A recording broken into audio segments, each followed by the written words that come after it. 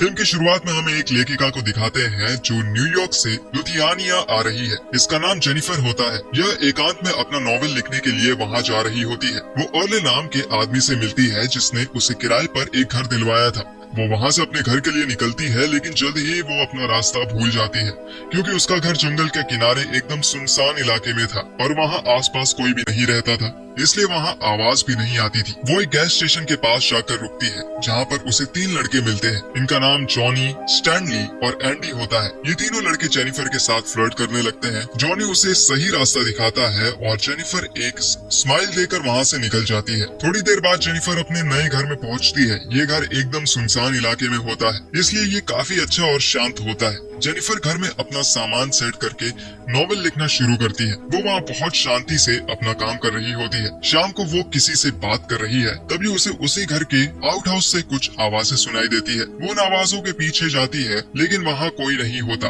हवाएं चल रही थी, इसलिए आउट हाउस का दरवाजा हवा के कारण बच रहा था। वहाँ पर जेनिफर को बहुत सारे औजार दिखाई देते हैं, लेकिन वो उन सब को नजरअंदाज करके वापस घर पर आ जाती है। वहाँ उसकी ड्रेस पर रेड वाइन गिर जाती है।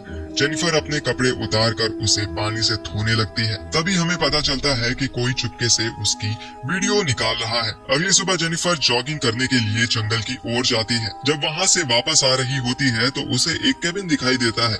जेनिफर उसके अंदर जाती है। वहाँ उसे वैसे ही औजार मिलते हैं जैसे उसके आउट हाउस में रखे हुए थे। इसके बाद जेनिफर उस जगह से वापस घर आ जाती है। जेनिफर वापस आकर अपने घर का सिंक चालू करती है, लेकिन सिंक से गंदा पानी आ रहा था, इसलिए जेनिफर एक प्लम्बर को फोन करने लगती है। तभी उसका फोन कमोड में गिर जाता है और जेनिफर उसे ड्रायर से सुखाने लगती है। उसके फोन करने पर एक लड़का मैथ्यू आता है जो उसका नल ठीक करता है।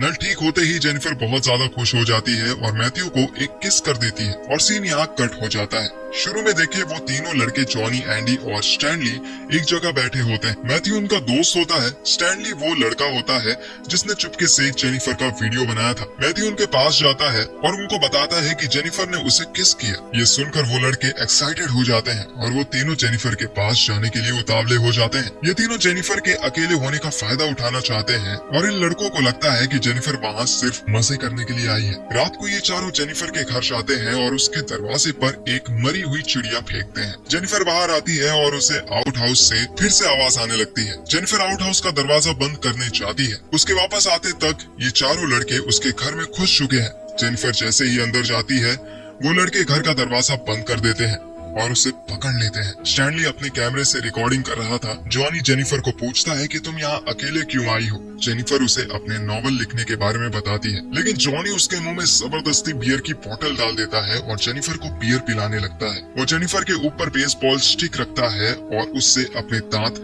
दिखाने कहता है। इधर उनका तीसरा साथी एंडी बार बार माचिस जलाकर जेनिफर के ऊपर फेंक रहा था। जॉनी जेनिफर के दांत उखाड़ने की कोशिश करता है। एक पिस्टल को अपने दोनों पैरों के बीच दबाकर उसे जेनिफर को सक करने कहता है। जेनिफर किसी तरह बचकर जंगल में भाग रही थी। तभी वहाँ के शेरिफ स्कॉच उसे मिलते हैं। वो शेरिफ को अपनी मदद के लिए कहती है और सारी बातें शेरिफ को बताती है। शेरिफ के साथ वहाँ पर अर्ल होता है।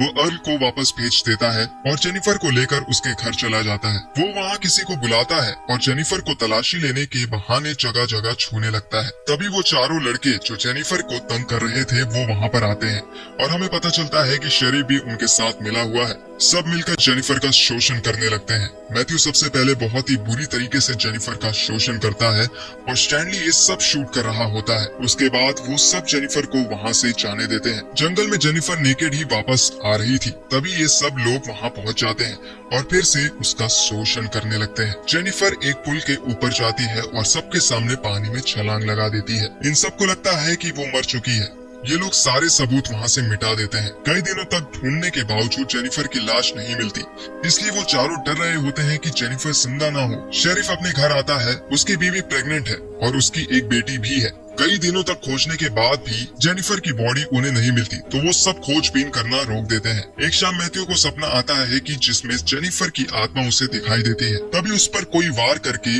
उसे बेहोश कर देता है और उठाकर वहाँ से ले जाता है। स्टैनली ने जो रिकॉर्डिंग की थी उसे उसने डिस्ट्रॉय नहीं किया था, बल्कि उसकी एक कॉपी कैमरे में भी सेव थी। लेकिन अब उसका कैमरा गायब हो जाता है। ये बात वो अपने दोस्तों को आकर बताता है, जिससे उसके दोस्त उस पर बहुत ज्यादा गुस्सा करते हैं। जॉनी स्टैनली को मारने लगता है। उसी रात को कोई इनके घर के सामने एक मरी हुई चिड़िया फेंकता है और उसके बाद जेनिफर की एक चप्पल उड़कर जॉनी की तरफ आती है। अगले दिन शेरिफ के घर पर कोई एक टेप छोड़कर चला जाता है, जो उसी की वीडियो टेप थी जिसे स्टैनली ने रिकॉर्ड किया था। उन सबको लगता है कि मैथ्यू ही कर रहा है वो सब। वो लोग मैथ्यू को ढूंढने लगते हैं। इधर शेरिफ अर्ल को मार देता है, क्योंकि अर्ल उनके अलावा अकेला आदमी था जिसे पता था कि जेनिफर वहाँ आई है। मैथ्यू जेनिफर के घर पर होता है। जेनिफर उसके गले में फंदा डालती है और उसे जान से मारने लगती है, लेकिन जेनिफर सबको तड़पा तड़पा कर मारना चाहती थी, इसलिए वो मैथ्यू को बेहोश करके बांध देती है।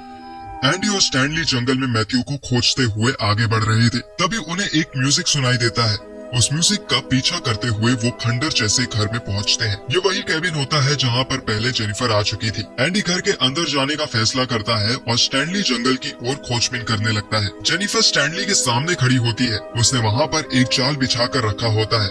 स्टैनली का पैर उसी जाल में पड़ता है और वो उसमें फंस जाता है। ये एक बियर ट्रैप होता है। इसमें फंसते ही स्टैनली दर्द से बहुत जोर से चिल्लाता है। वो एंडी को बुलाने लगता है। एंडी वहाँ आता है।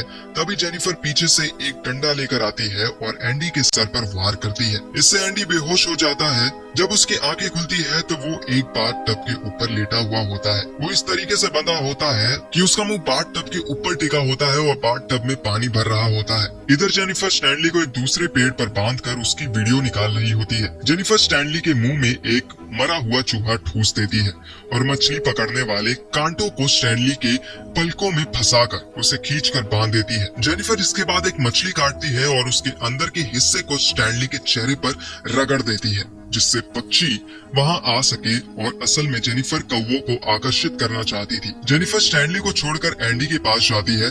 अब टॉर्चर सहन की बारी एंडी की होती है। एंडी इस तरीके से बंधा होता है कि जब तक वो अपने शरीर को खींचकर अपने सर को ऊपर रख सके, तभी तक वो पानी में डूबने से बच सकता है। एंडी कोशिश तो करता है, लेकिन थकने की वजह से वो बार बार पानी में अपना सर डुबा रहा था। ये ठीक वैसा ही था जैसे एंडी ने जेनिफर का शोषण करते वक्त बार बार पानी में डुबाकर उसे टॉर्चर किया था। जेनिफर एंडी के बाथ टब में एक तेज एसिड डालती है, जिससे उसके बाथ टब का पूरा पानी एसिड में बदल जाता है। वो एंडी का बैलेंस बिगाड़ने के लिए उसके सामने जो एक सपोर्ट होता है उस वाली लकड़ी को निकाल देती है। अब एंडी के लिए सीधे रह पाना और भी कठिन हो जाता है, लेकिन अगर एंडी उस पानी में अपना चेहरा डुबा देगा तो उसका चेहरा जल जाएगा, और फिर होता भी ऐसा ही है।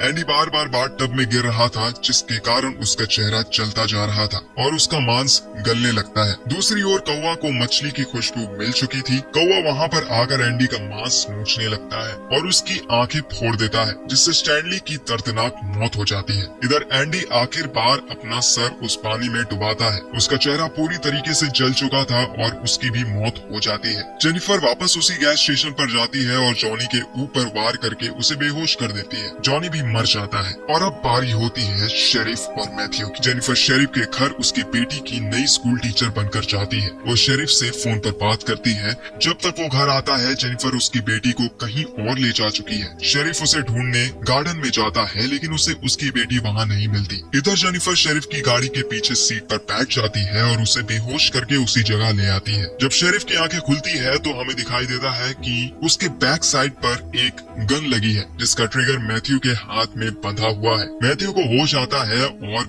वो अपना हाथ हिलाता है। तभी गन का ट्रिगर दबता है और गन से निकली गोली शेरिफ के बैक साइड से उसके शरीर को चीरते हुए उसके मुंह से निकलकर मैथ्यू की छाती पर लगती है और यहाँ पर दोनों की मौत हो जाती है। इसी के साथ ये फिल्म भी यहीं पर खत्म हो जाती है।